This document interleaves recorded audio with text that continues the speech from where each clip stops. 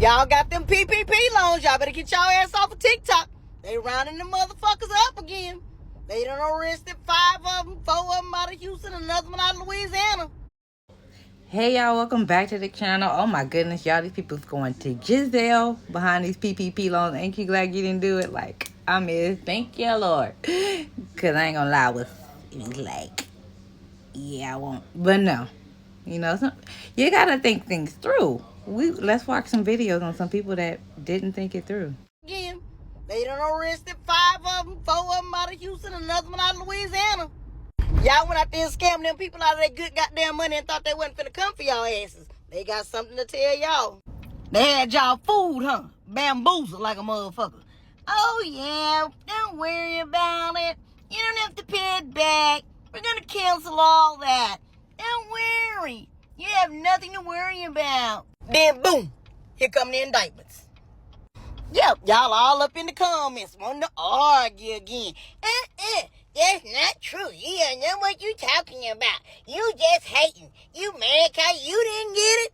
You just hating. And I am. Because I have legitimate businesses, but I didn't fool with them people motherfucking money. Cause I don't have employees. I have contractors. Like Lil Boosie's daughter used to say, I told y'all niggas. Yeah, they told y'all didn't have to pay that shit back, you're right. But that don't mean they wasn't gonna prosecute y'all funky asses. So, I forgot to mention, if you got a PPP loan, back when they was just handing them out, like, I don't even know what they was handing them out. But if you received a PPP loan, they have on the tax software this year that I noticed that, and they had it last year, actually. But they have it on there that you have to report that amount that you received, the amount that was forgiven, as well as the reduction of the amount that was on your business that you had. If you have not reported that, I'm sure you guys have seen the video about the PPP loans and the website, and if your name and your business was on it and the amount that you received. That's real. So in order for you to get that PPP loan, you would have had to fill out a 1040. And in order for you to fill out that 1040, you had to fill it out as either Schedule C or sole proprietor. If you filled it out for either of those, then you indicated that you had an actual business. So as a bookkeeper, as an accounting clerk, if you do not have the bookkeeping documents, accounting documents right now, they are going through and searching for those individuals who actually had a legitimate business, whether it was sole proprietor or Schedule C now, or LLC. Now here's another thing, the BOI filing. You have to actually go and file your business because of the PPP loans and because of everything that happened during that time frame. If you do not, you will be fined $500 per day. If you are fined $500 per day because this business existed and it is not registered, then you can also face up to 2 years jail time. So for those of you who received those loans, those of you who filed your taxes, there is a tax transcript that is in the IRS system. And in this system, we can see transcripts. I can pull transcripts from 1999. I can see everything. I can see civil, I see everything. So if I see it, the IRS has it documented, what do you think that they're going to start doing, or what do you think they're currently doing? If you are needing help getting those tax documents corrected and amended, because you're going to need to have it amended, hit your girl up. I got you. Yeah, I can fix it, but it's going to come with a price. No, I'm not doing anything fraudulent, but if you do not have a legitimate business, I will not help. I will not fix it. However, if you do have a legitimate business, if you can show and prove me your EIN number, your actual business documents, anything that was in reference to the business, and of course for that PPP loan, I can help out with the tax documentation. However, if you do not, yes, it's not looking good for you. But if you're needing your business registered with the BOI filing system, I can help with that as well. Just send me a message and I can get you scheduled and we can see how we can get everything fixed. And you out of the line of fire. Yeah, I forgot to mention that. So y'all have a good day. People who took out their loans, y'all going to jail. I do not play with the IRS. My mama used to work for the IRS. I'm not playing with the government. Y'all are going to jail. The data on all the PPP recipients is public information, believe it or not.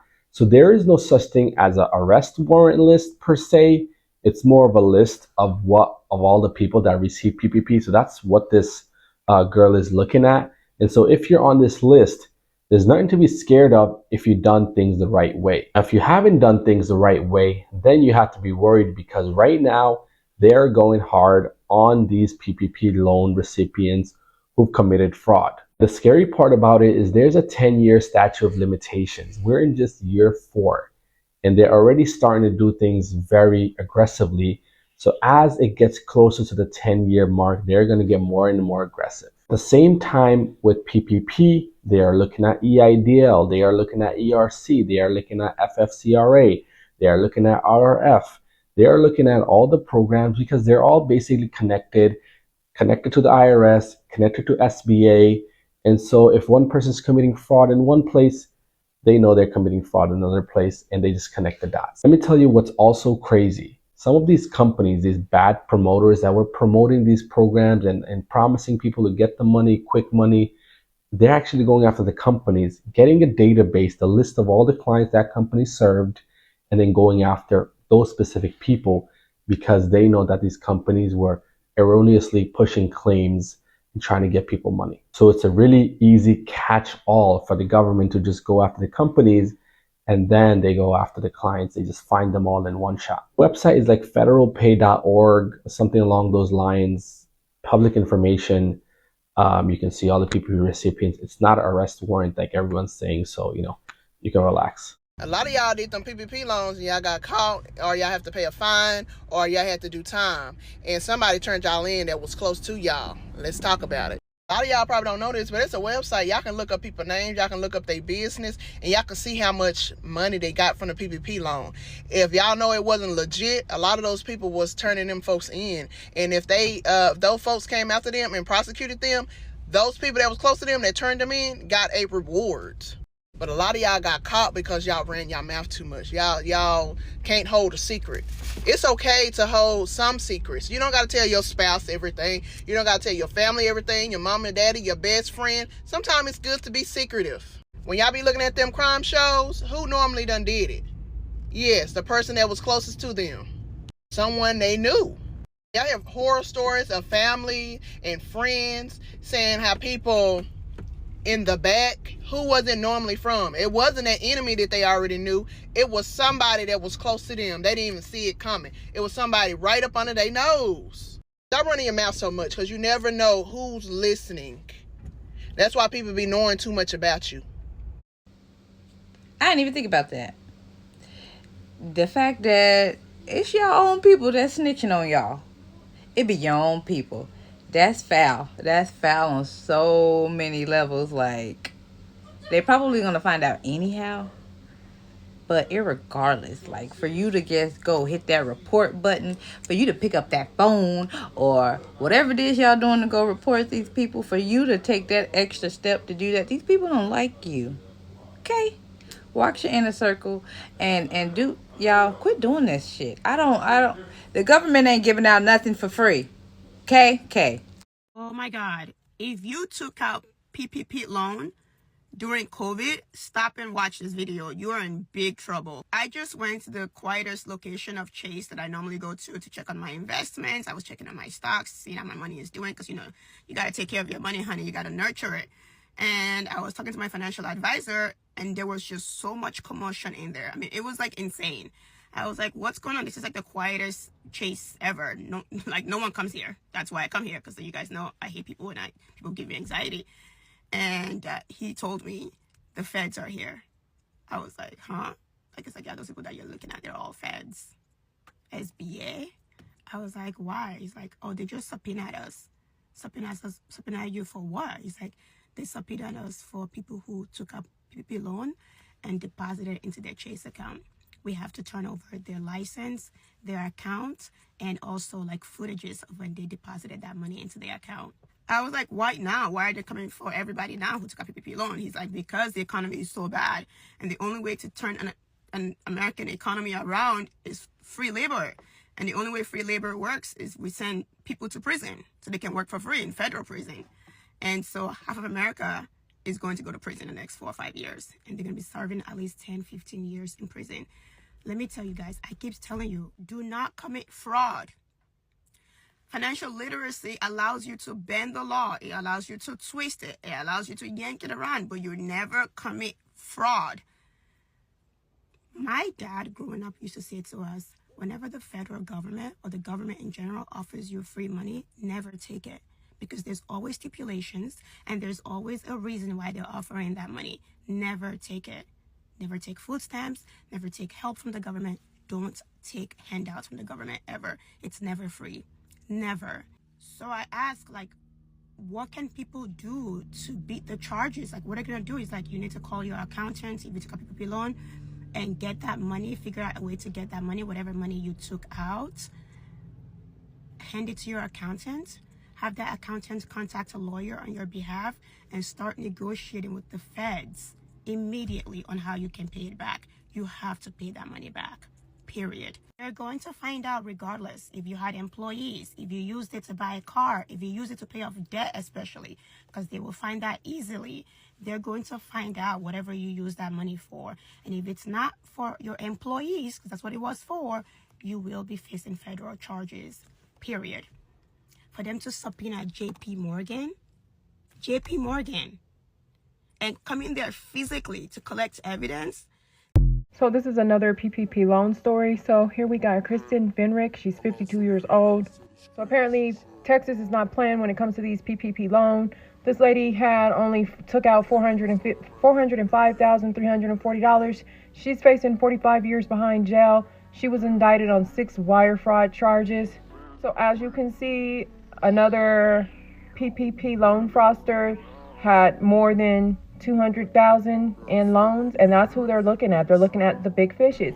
They knew she had a business, so they are also taking down the business owners, not just the people who submitted fraudulent paperwork. So she had a business from 2015 through 2022, and she took out $405,000 for that. And she basically just lied about how many employees she had, and she went out and used the funds on luxurious items like the rest of them. So chances are, if you use the money on luxurious items and you didn't pay any employees and you took over $200,000, they're coming after you this year for sure. This is what the feds are saying, that they are catching the big fraudsters.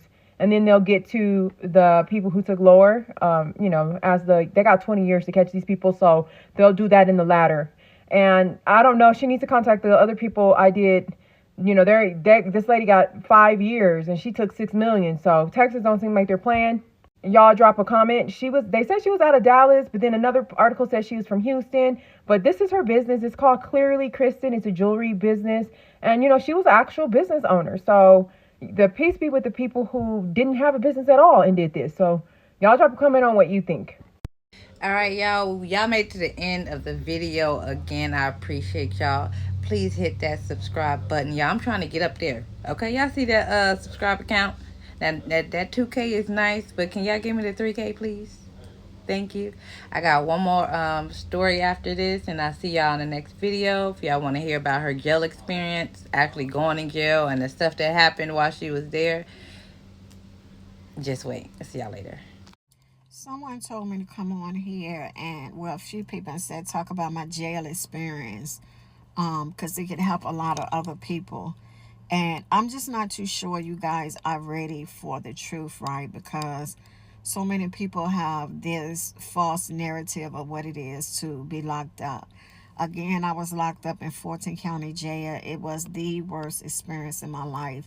And it is on the news constantly because it is true about what's going on in there. There are multiple deaths.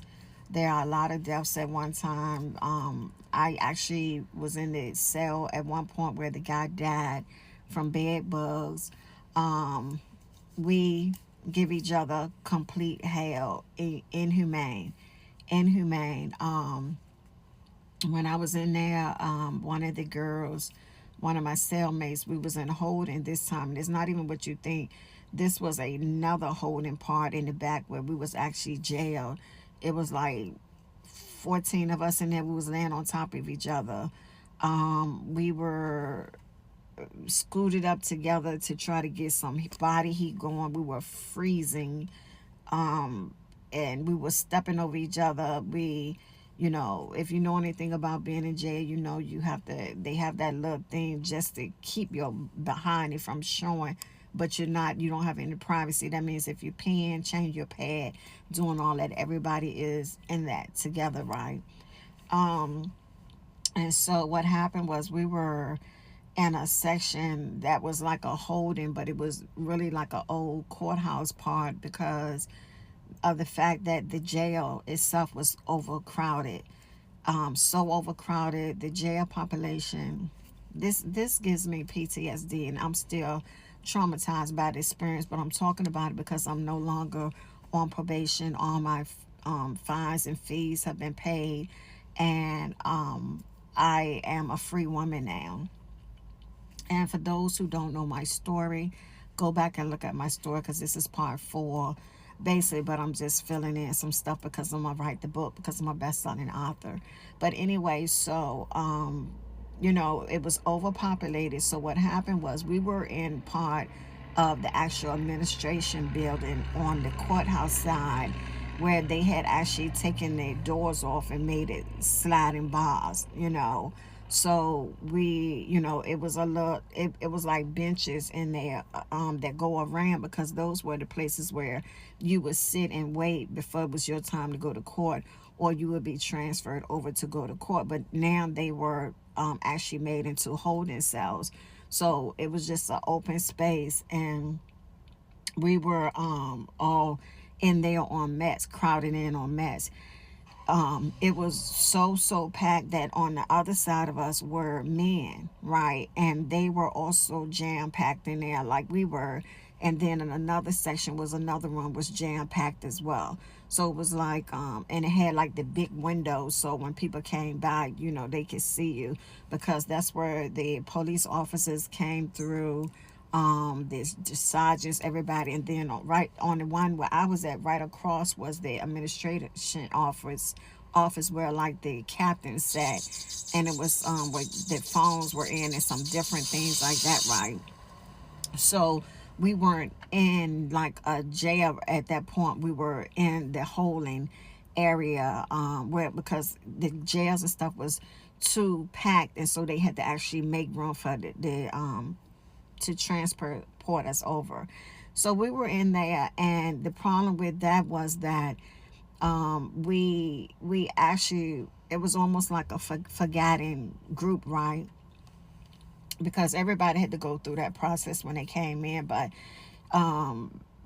they, because the sergeants and people had their own places they were supposed to be, we were back there sometimes for hours and hours, and nobody was paying us any mind. So what had happened was the inmates had a habit of banging on the door, like that glass part, banging to well, I'm getting my cells mixed up because one part had the sliding door. These had, where we was at, had the door that closed, and you could see the little window where it was like a, I don't know how to explain it, but anyway, so they would bang to try to get somebody attention. And I'm talking about banging till your hand is swollen, to try to get somebody up in the front to hear. Because even if the captain or somebody was over there, they had got to the point where they just tuned us out, right? Sometimes they would come out, especially if it got bad, like, what is your problem? And you know, they would be like, we hungry, we thirsty, whatever, because we would go for days with no baths. They wouldn't give us phone calls. People that were supposed to be released was still sitting there days and days after they were supposed to have been released. And I literally saw one girl look like she was just losing it. She was just shaking and shaking and shaking. And that's the girl that, when one of the cops came, ended up fighting the cops. And fighting the cop, she got to fight with this other girl, because when I tell you the empathy and the consideration and the compassion that are given for prisoners are terrible. And I'm not ashamed to say that the women prisoners are treated just as worse as the man, if not worse. Because the women, and no, I'm going to say worse. I'm just going to put it out there, worse. Because the men, especially if they like the men, you can flirt with the men a little bit. They could do this, they could do that, and all this and that, right? Women, they ain't got nothing for you. They ain't got nothing for you, just straight nasty, right? And I say that because one of the days, one of the girls came, and I was just at a breaking point, and I said, listen, we don't be getting food like we supposed to. I said, I haven't gotten my medicine like I supposed, because I have trimensional autotomic cephalus. Go back and look at my video, and it was out of remission. Of course it was, with the stress and everything. Of course it was. And so I was like, I need to make sure I'm taking, taking some medicine, because I said I can't afford to be having episodes in here. Like I couldn't, because you're in a place where you really don't know people for real, for real. You don't know what's going on, even though I had immediately went up and holding in the front when we first locked up to get processed. The process area we was there together so long, I had like hooked up and made a couple of, friends, right? Like, not, they're using that word loosely, right? So when we was laying up in there, we were the couple that was, up together trying to stay warm, right? And so the girl, she told me the guy, she was like, well, who problem is that?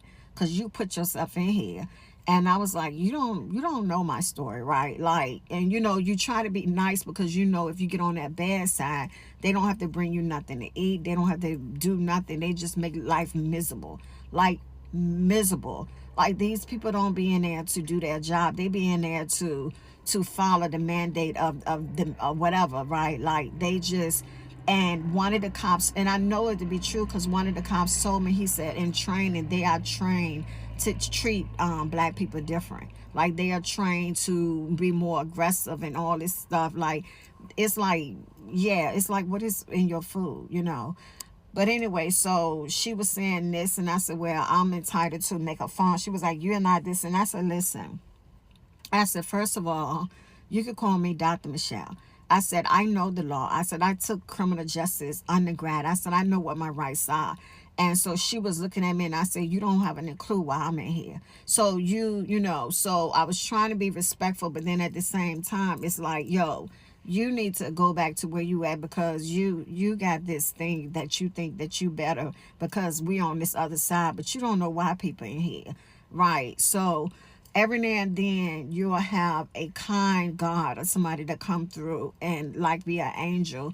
And she was like, by the time the third day had came, she was like, I know y'all haven't had baths. She was like, we keep y'all locked down because it's not safe, right? She was like, when the men have to be let out, she said, what happens is, and if y'all coming out, it's dangerous. And the reason why it was so hard on us, as it was ridiculous, because we would see the men going out to be able to make calls and stuff, and they would be making cat sounds at us and hollering and everything, because you got to understand, they would come by sometimes, and women be trying to go to the bathroom, and sometimes, trying to brush your teeth, trying to walk, it was just no privacy. It was just no order. It was just, let me do the other part. I'm coming back.